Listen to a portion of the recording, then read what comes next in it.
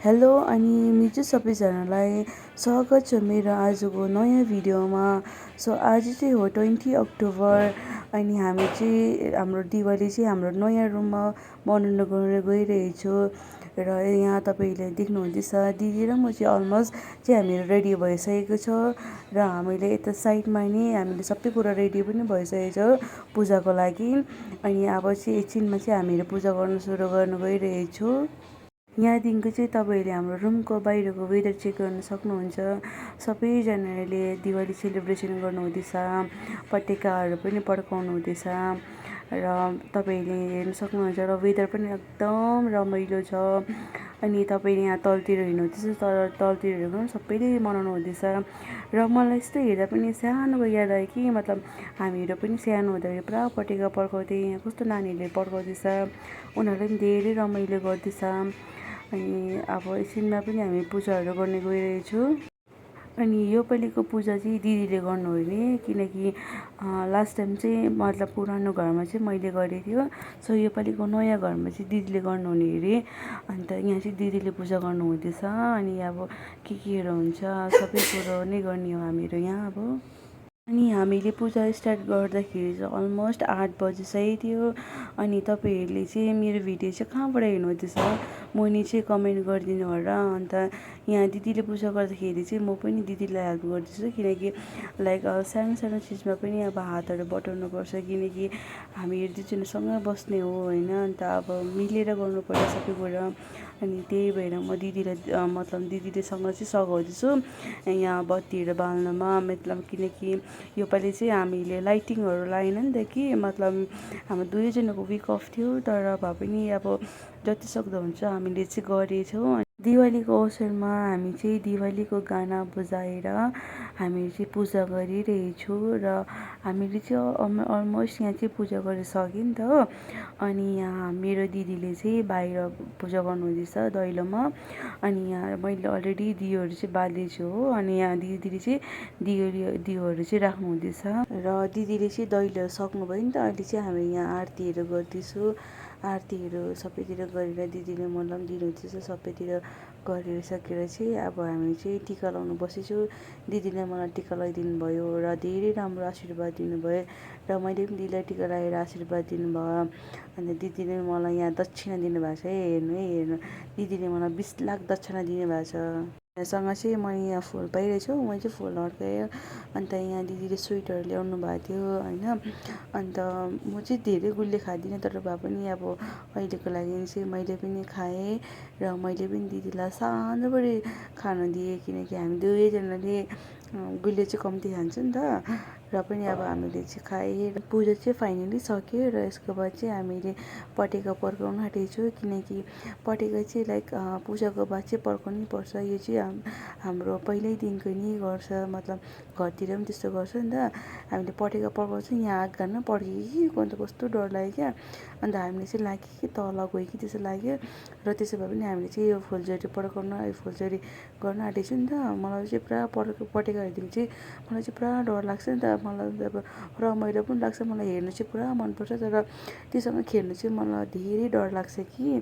र पनि खेलिरहेछु। अब यहाँदेखिको चाहिँ रमाइलो गर्ने हो। दिदी चाहिँ गाना बजाएर चाहिँ डान्स गर्न थाल्यो नि त हो। अन्त मलाई पनि नाच कि नाच भनेको थियो, म पनि आएर नाचेको गरेँ। अब दिदी जस्तो त म डान्सर होइन, दिदी चाहिँ नाच्नुहुन्छ नि त। मलाई चाहिँ त्यस्तो बित्थामा नाच्नु आउँदैन नि त। अब किनकि अब त्यो मूर्खै डान्स र अब यस्तो खाले डान्स त डिफ्रेन्ट हुन्छ नि। तर भए पनि अब म चाहिँ दिदीलाई हेर्दै भए पनि जबरजस्ती नहल्लिने कम्मर पनि हल्लाइरहेछु। अनि तर भए पनि अब राम्रो लाग्छ दिदीसँग डान्सहरू गर्दाखेरि। मतलब अब इन्जोय गर्ने टाइममा हो। अब बेला बेलामा त्यस्तो दिनहरू आउँदैन नि त। अब सालमा एकपल्ट हो, नाच्ने हो। अनि चाहिँ हेर्न सक्नुहुन्छ र हामी चाहिँ हाम्रो कामहरू सकेर म र मेरो दिदी चाहिँ दिदीले चाहिँ भन्नुभयो नि त जाउँ तलतिर जाउँ भनेर भने हामीले चाहिँ यत्तिकै रमाइलो गर्नु गइरहेको थियो। र हाम्रो यो मतलब बिल्डिङको छेउमा नि पुरा पटेकाहरू पड्काउँदो रहेछ नि त। अन्त म र दिदी अब बसेर चाहिँ हेरिरहेको थियो। मलाई चाहिँ पुरा डर लाग्छ नि त यस्तोहरू देख्नु कि, मतलब कस्तो ठुल्ठुलो साउन्डवाला पटेकाहरू पड्क्यो नि त। अन्त मलाई चाहिँ पटेकादेखिको धेरै डर लाग्छ क्या। हेर्नु चाहिँ राम्रो लाग्छ, तर पुरा डर लाग्छ नि त। अनि चाहिँ हामी चाहिँ जाँदैछौँ। अनि जाँदा यहाँबाट चाहिँ मलाई दिदीले एकदम सरप्राइज दिनुभयो। हामीहरू चाहिँ अहिले चाहिँ पिज्जा हटमा दिदीले पिज्जाहरू अर्डर गर्नुभयो नि त हो। यो चाहिँ फेभरेट हो मेरो। अन्त मलाई चाहिँ पनिर पुरा मनपर्छ नि त, पनिरको साथसाथ कोल्ड कफी। अनि कोल्ड कफी चाहिँ हामीले चेस गरेँ होइन। मलाई चाहिँ कोल्ड कफी धेरै मनपर्छ नि त हो। त्यहाँबाट चाहिँ हामीले फटाफट खानु थाल्यौँ। दिदीलाई पनि भोक लागिरहेको थियो हो, अनि मलाई पनि भोक लागिरहेको थियो। हामीले खाना खाइसकेर चाहिँ बिल चेक गर्नुहुन्छ ल, दिदीले पे गर्नुहुँदैछ। र मैले यहाँ साथमै यो बुके देखेँ। मलाई चाहिँ बुकहरू देख्यो भने पुरा मनपर्छ कि। यहाँबाट चाहिँ अब हामीहरू चाहिँ गएको जाँदाखेरि चाहिँ हामीले चाहिँ सन्धिको साथीहरू भेट्यौँ नि त हो। अनि त्यही भएर उनीहरूको फुलचुरीहरू चाहिँ हामीले केहरू चाहिँ यहाँ हामीले पड्काइरहेको छौँ। यहाँ दिदीले जनाउनु भयो नि त, अन्त उनीहरूसँग चाहिँ हामीले इन्जोय गरिरहेको थियो। हेर्न सक्नुहुन्छ ल, उनीहरू पनि रमाइलो गरिरहेछ। अनि यो ठाउँमा चाहिँ हामीहरू हो, यहाँ चाहिँ नर्थ इस्टको दोकानहरू चाहिँ भक्कु छ नि त हो। अनि यहाँ चाहिँ मतलब दादा दिदीहरूसँग चाहिँ रमाइलो गरिरहेको थियो। अनि पालो आयो मेरो हो। मलाई चाहिँ पुरा डर लाग्छ नि त हो जलाउनु पनि। त्यही भएर म चाहिँ डराइ एकदम यस्तो खाले डर लाग्छ नि मलाई चाहिँ। तर भए पनि म चाहिँ डराइ गरिरहेको थियो। मेरो त हात पोलेर हो, मतलब लाइटर यो गर्दा पनि कस्तो खाले हात पोल्यो क्या।